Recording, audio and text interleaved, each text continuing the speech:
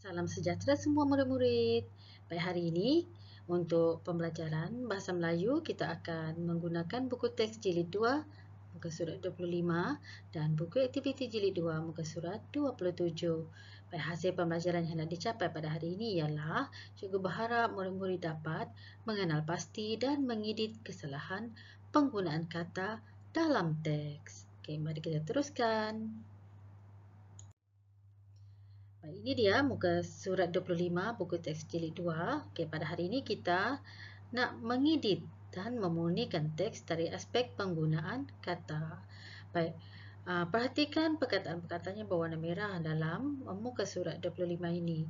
Okey, yang berwarna merah ini penggunaan kata yang tidak tepat dalam petikan ini. Jadi kita perlu gantikan dengan penggunaan kata yang betul ataupun tepat. Baik, mari kita lihat petikan ini bersama-sama. Gembira di Tasik Biru Sarawak. Pada cuti persekolahan yang lalu, Ilis dan keluarganya berkunjung ke Tasik Biru Sarawak. Mereka melihat ramai tetamu bersenam dan berjoging di sekeliling taman. Tetamu adalah penggunaan kata yang tidak tepat bagi ayat ini. Yang tepat ialah, perhatikan dalam jadual ini.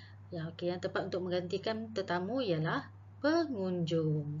Sebelah ini, yang kiri ini penggunaan kata yang tidak tepat dan yang sebelah ini penggunaan kata yang tepat yang akan kita gantikan bersama-sama selepas ini. Baik, kita teruskan. Taman Tasik ini sungguh indah dan bersih kerana dijaga dengan ketatnya. Sudah pastinya penggunaan kata ini tidak tepat. Jadi, yang perkataan yang tepat digantikan ialah dengan perkataan rapi, dengan rapinya. Baik, orang ramai tidak memetik pokok dan memijak rumput. Pokok kurang tepat penggunaannya. Jadi, perkataan yang sesuai ialah bunga. Bunga dan memijak rumput. Kita teruskan. Sampah dicampak ke dalam tong sampah dengan cermatnya. Ya, cikgu rasa memberitahu apa perkataan yang sesuai untuk menggantikan campak ini. Haruslah dibuang. Sampah dibuang. Seterusnya, udara di Tasik Biru bersih dan sihat. Apa agaknya perkataan yang lebih tepat daripada sihat? Ya, segar. Sejuk mata memandang air tasiknya yang keruh dan tidak tercemar. Perkataan yang sesuai untuk menggantikan keruh ialah jernih. Malah pokok-pokok di sekeliling tasik ini tumbuh menghijau dan segar. Ilis dan ibunya berasa rimas. Takkan dia rasa rimas kan? Tentu dia rasa gembira. Walaupun taman ini dikunjungi ramai, tetapi kesegarannya tetap terpelihara. Kesegaran ini adalah kurang tepat dan yang paling tepat ialah keindahannya. Yang lebih tepat. Itu dia perkataan-perkataan yang salah penggunaannya, yang tidak tepat penggunaannya dalam ayat dan kita gantikan dengan perkataan yang lebih tepat. Baik. Mari kita lihat latihan dalam buku teks muka surat 27. Muka surat 27. Sama juga cara dengan dalam buku teks tadi, kita gantikan perkataan yang bercetak tebal dalam petikan ini. Ada 8 perkataan yang bercetak tebal yang perlu kita gantikan dengan perkataan yang lebih tepat. Yang pertama telah diberikan jawapan. Baik, kita lihat bersama-sama. Saujana mata memandang. Dahlia teruja setiap kali tibanya musim cuti persekolahan. Dia akan pulang ke kampung neneknya di Kuala Kedah. Sawah terbentang luas, Saujana mata menengok. Menengok ni kurang tepat.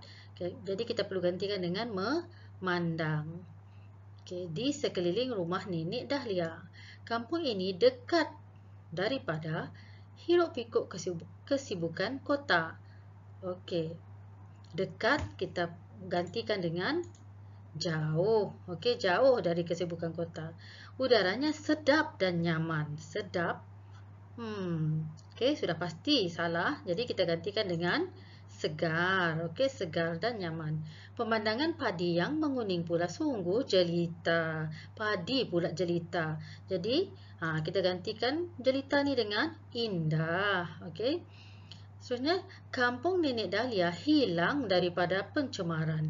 Hilang, okey, sudah pasti perkataan yang kurang tepat, jadi kita gantikan dengan bebas daripada pencemaran. Bukit Bukau di atas kampung masih terpelihara.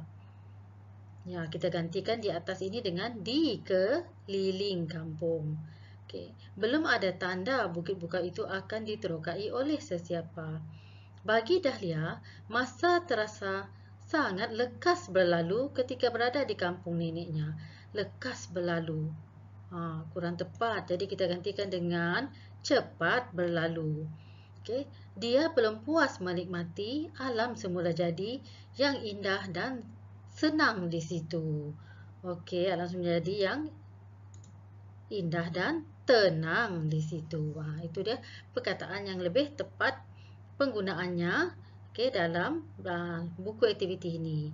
Okay, jadi murid-murid bolehlah menyalin perkataan-perkataan yang telah cikgu berikan di